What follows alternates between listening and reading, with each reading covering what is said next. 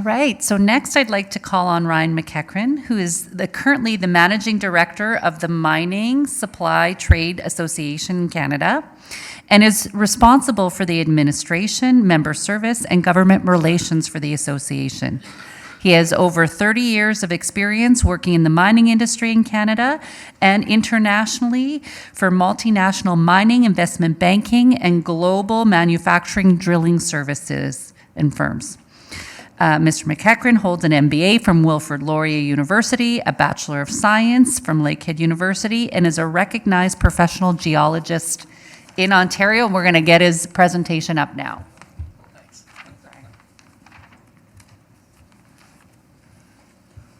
And thanks for saying my name right. Not too many people get that. That capital E usually throws them off, and I get McEachern. Yeah, that's it. Yeah. Well, thank you, everybody. The last time I did a presentation in Winnipeg or Manitoba, it was at the Red River College, and it was in a presentation theater. So I believe all presentations apparently are done in theaters here. But anyways, I'm very grateful to be here, and Dr. Prentice offered, he says, Ryan, why don't you do a little conversation on mining and Indigenous partnerships? And now that I hear more, and especially what Elder Richard, what you had said, I hope I hit the mark, and if not, please let me know as I go through. So with that comments, really what I want to kind of hear is to that point, I titled it A Natural Fit.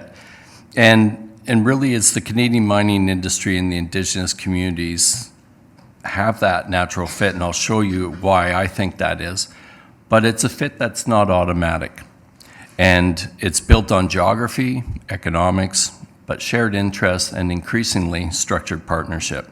So I'm going to show you why there's a fit, where I see some of the opportunities that are strongest, and then, of course, the reality here, being clear-eyed that there are challenges moving forward. But before I do that, I have to do a shameless plug, as a lot of people may not know what our association does, as I'm the managing director of it.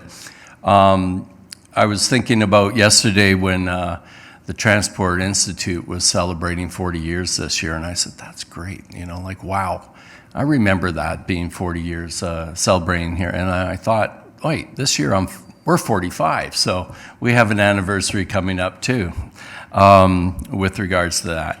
But the origin of this association was really designed to help a very specific part of the ecosystem, and that is the companies that sell the products and services to the industry. And they're really the companies that make it happen. The majority of them in Canada are small, medium-sized enterprises. And the industry as a whole naturally has an export lens too, because mining and exploration is global. But what we're seeing, especially with the new government mandate and how the geopolitical framework of the world is changing, we see the opportunities that are coming back home. And I've never in my history in the industry and in this association seen mining become so prominent in the dialogue, and of course the importance of diversifying trade off of the US. So we find our association very tied very nicely into that narrative. What we do notice though, and I'll get into a little more detail about that, is I think the supply chain, when they talk about supply chain, they're talking about what comes out of the ground and what gets to market. They don't talk about the suppliers that make it happen. And we heard earlier this morning about the labor shortages, and I think I'll speak to that too. I like all these global, these Atlas balls that are around.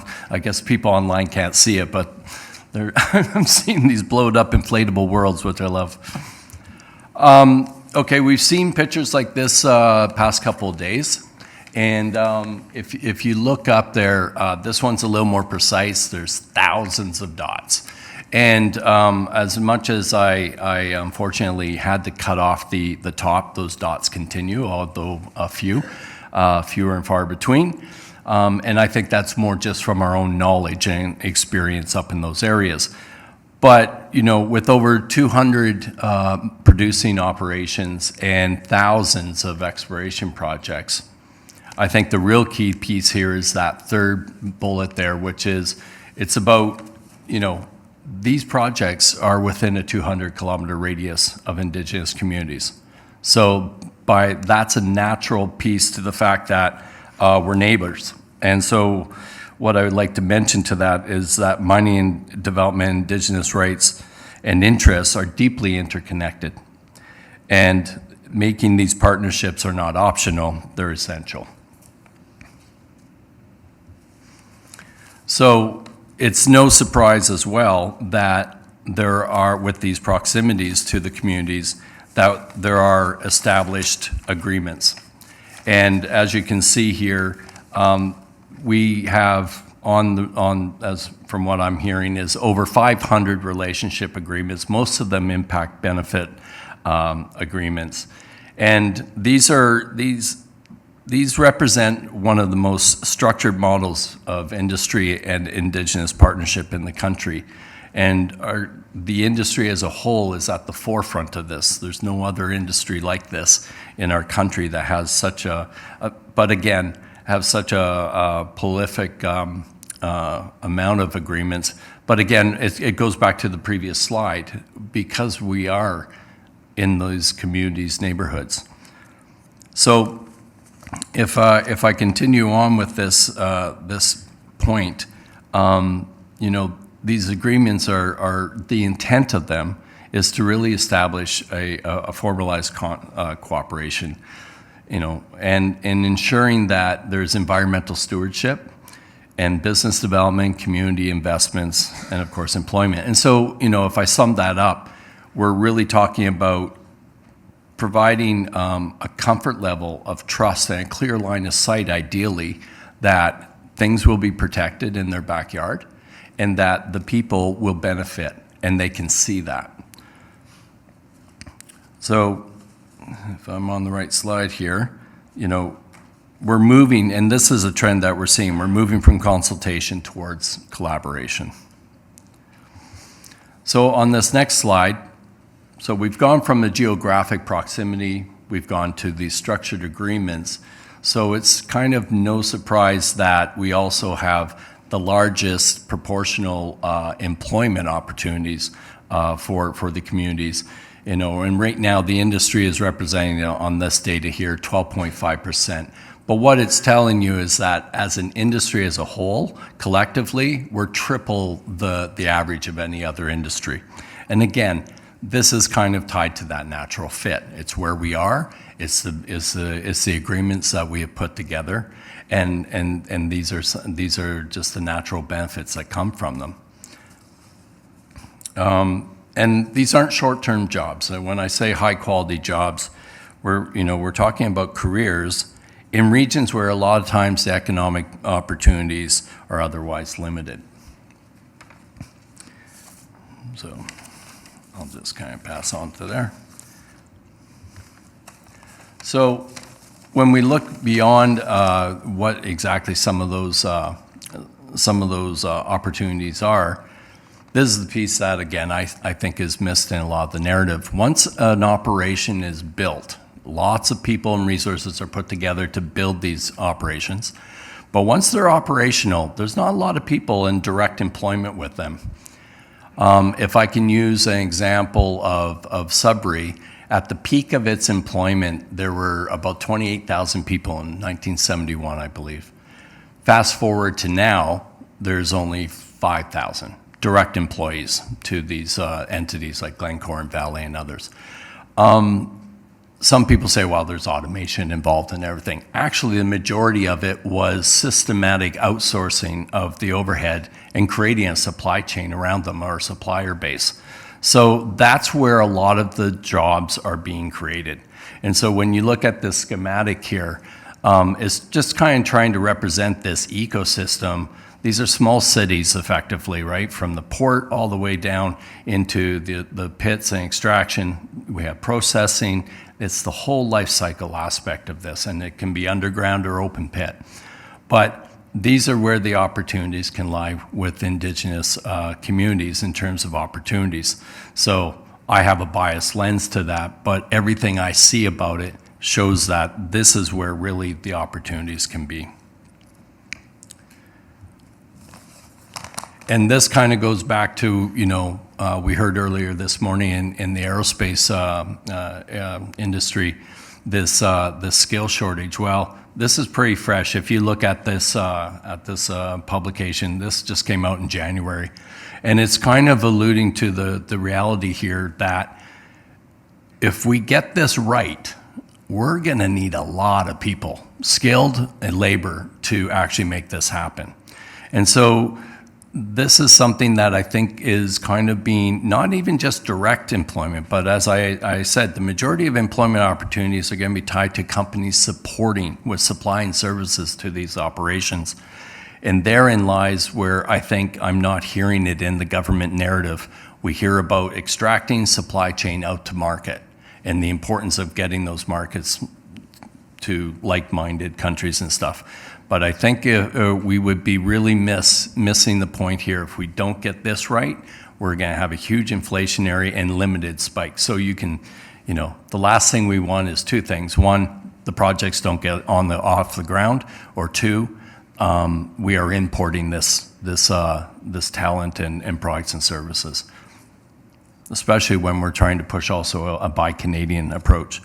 But this is where I see, excuse me, this is where I see the opportunities. As much as this is going to be a potential challenge, it's the Indigenous communities where we can actually, if we do this right. And it was really great to hear that you're setting up this kind of transition to help them, get education and how difficult that is. Because again, we have infrastructure issues and isolation and how hard that is. So this is something that we have to work on, and I applaud you for doing that, Elder Richard. So this is the piece, is the reality, right? So there's great opportunity.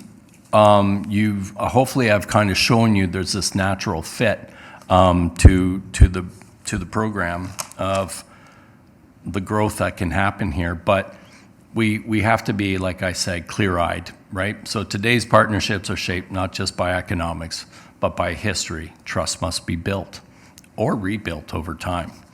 And so that is, I think, one of the most paramount points to be made in making sure we have these, to make this work for everybody in the future.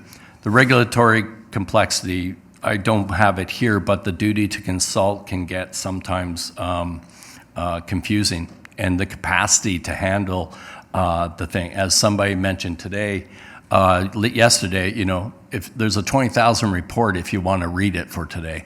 And I remember the Alienor project from Agnico Eagle, when they dropped off the environmental assessment, it was 4 pallets of printed documentation, because you have to print it to drop off in Ottawa.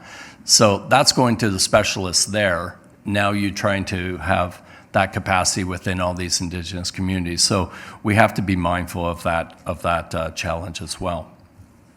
And again, we've just talked about it. The skills and training gaps that are there. These are the opportunities as well that we have to do, but we got to do it right, and we have to be mindful of what are the challenges.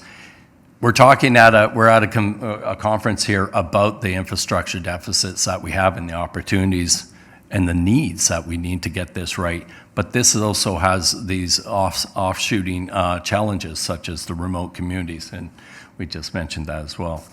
And then, of course, the environmental concerns. These projects must address these parts, because this is what creates the trust and the credibility. So I'll leave with this kind of comment. The economic opportunity must be balanced with stewardship Land is not just an asset, it's an identity and a culture. And I think the industry needs to be very mindful of that when they're building these relationships. So, especially, when it comes to critical minerals, as a geologist, I like to say all minerals are critical. If you can't grow it, you have to mine it. But we'll let everybody have lists. But increasingly, these critical mineral development projects, as I showed on the first slide, are increasingly intersecting with Indigenous lands. So the question is not whether Indigenous communities will be involved. The question is really how. And so with that, I'll leave it. Thank you. Right. Thank you, Ryan. I think you've touched on my experience as well. So in my time, I had the opportunity to do missions to Japan and Europe from a natural resource perspective here in Canada. And the biggest risk from an investment perspective is there a partnership with the Indigenous communities within the territories? And as Indigenous communities, they would see that as their land. So 200 kilometers from their land is not a partnership or a joint piece. It's actually their territories. And so 95% of all natural resource projects or our nation building projects are on Indigenous direct territories or directly on First Nations land. And so this is one of, I think, the riskier pieces from an investment perspective internationally when they look at Canada. And so for us, when we did the mission, we brought Indigenous communities that had partnerships with companies and ownership stake in companies. And so my question to you, Ryan, maybe to start us off as I get people up and asking questions is, are you seeing that transition now from just impact benefit agreements to actually seeing ownership and projects in the mining industry led by First Nations or Métis or Indigenous communities? Yeah, thank you for that question. I will answer it the best in my ability and my experience. But what I can say is that there is always a natural understanding in the industry that we can't make these things move forward. The boardroom said, without social license, you do not have a project. But you could still see this evolution of it being more transactional. And so it's like we're taking off all the boxes, and it's like, okay, we've done our duty to consult, we went visiting, boop, boop, boop, or they'll sign an agreement that was more about this is what we can offer you.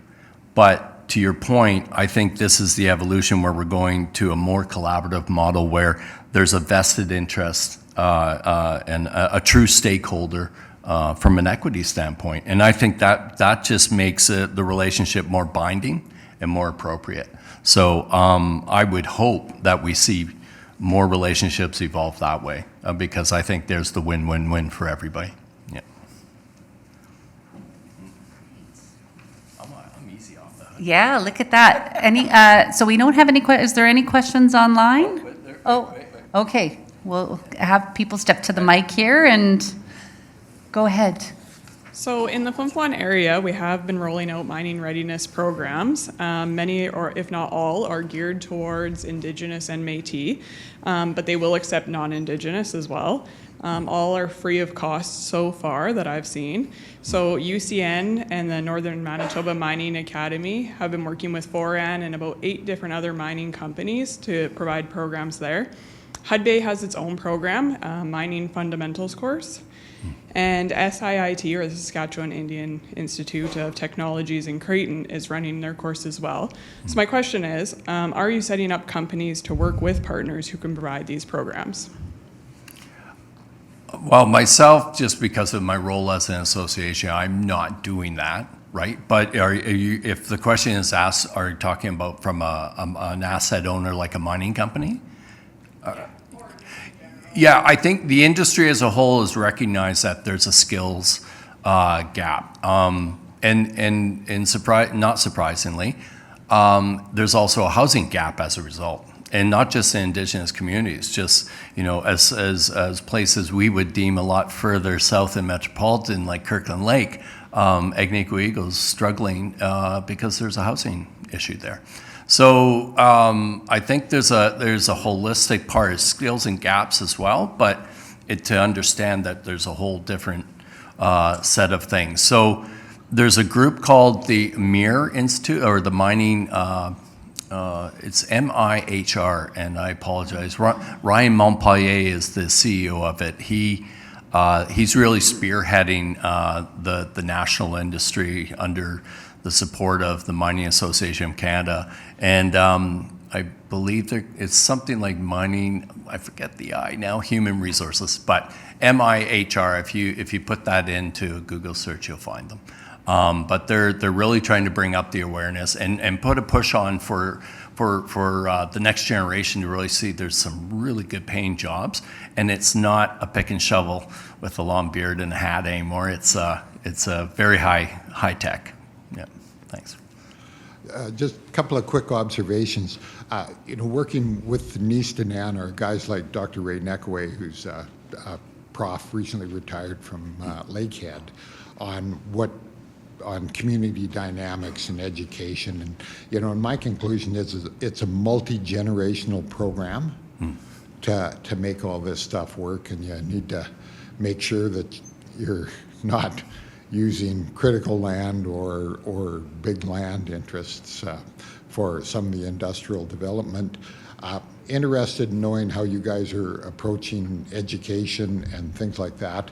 And I'm going to run the beach ball to you so you can show because it's got the major trade routes of the world on it. Oh, awesome.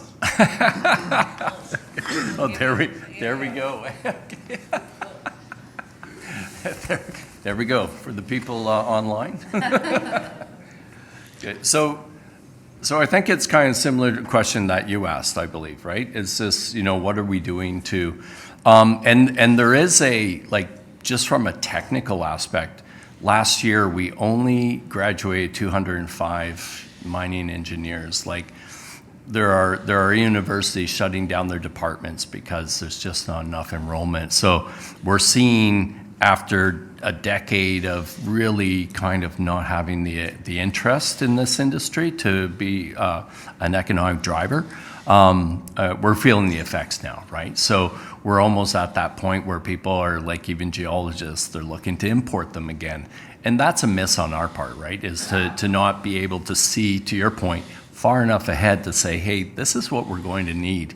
And, I think we learned our lesson in surging certain things and kicking them off without seeing the holistic picture, because it's all connected, from infrastructure to housing to education, food security, food availability, right? Yeah. So I think I'm hoping that the people in Ottawa and stuff are being mindful of that. But I made that point today that I'm not hearing about the mining supply and services sector in the context of this narrative, which means we might be having just blind spots in our thinking. Yeah. Elder Richard, yes. Yeah, so we'll just, Elder Richard for the last question in the room, and then I think there's one online right after. Okay, thank you very much. I got to try to frame my question here. The Mining Supply Trades Association. First time I heard of it. No, not really. I've read about it though. Anyways, here's my question. I'm an elder, but I have my children and my children coming up. I know that I'm supposed to leave a generational wealth behind me for my children's children.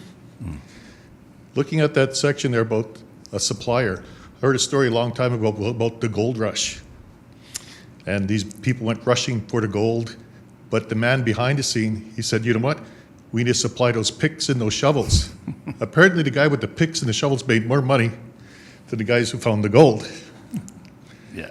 So my question is that being a papa, grandpa, and I have some money and I want to invest in those supplies, tell me an area I can go to right now. I'm going to go back home and tell my family that. Do you know those markets? Well, here and okay. So yeah, are you asking for investment advice? That's right. Yeah. I want to know because I got to set up generational wealth. Right? Well, I'll tell you. That would go out for everybody, by the way, too, right? Well, exactly. Okay. Well, what's interesting is one thing, the mining, supply, and services sector is deemed a hidden sector. This was kind of identified in 2010, 2011 by a think tank in Ottawa. And it's because we don't fit under one statistical code. We're buried under all these other ones.